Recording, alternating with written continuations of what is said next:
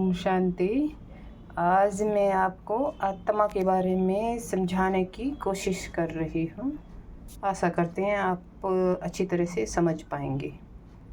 तो जैसे ये बल्ब है, तो ये बल्ब एकदम सफ़ेद है, इसमें कोई भी दाग नहीं है। हमारी आत्मा भी ऐसे ही स्वच्छ, पवित्र है, शुद्ध है।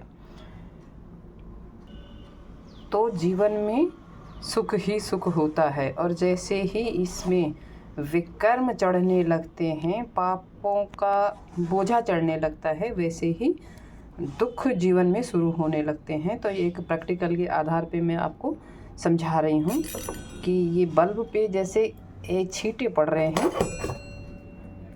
ऐसे ही छींटे कर्मों के छाप हमारे आत्मा पर लगते हैं और लगते रहते हैं। इस तरह से आत्मा पे दाग पड़ते रहते हैं।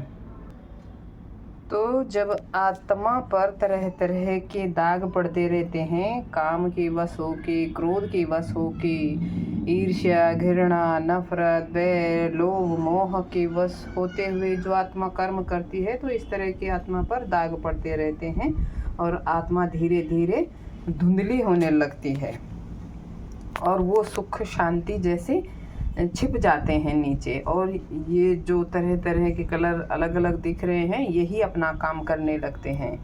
तो जो ऊपर हैं अभी, ये सारे विकारों के रंग जो दिखते हैं हमारे जीवन में, जो कुछ भी हम कर्म करते हैं वे विकारों के वशीभूत करते हैं, उसी के अनुसार हमारे जीवन में दुख होता है।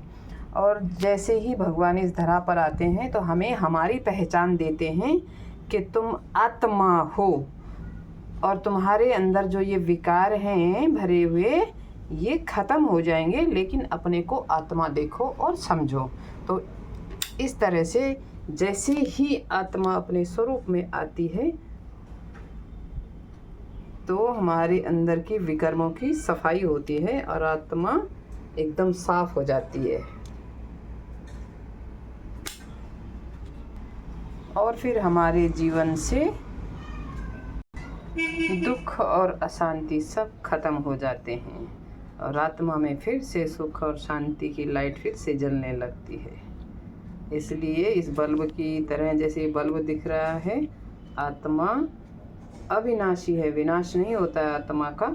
इसी तरह इसमें पाप चढ़ते हैं और साफ धुलाने के बाद, मतलब भगवान के ज्ञान से जब आत्मा की सफाई होती है, तो ये साफ स्वच्छ हो जाती है। और फिर से इसके अंदर जो गुण हैं, 7 गुण, प्रेम, सुख, पवित्रता, ज्ञान, आनंद, शक्ति, तो ये 7 गुण जो हैं फिर से अपने काम कर लगते हैं और ये अवगुणों से मुक्त आत्मा हो जाती है। तो फिर जीवन में सुख ही सुख अनुभव होता है। ओम शांति।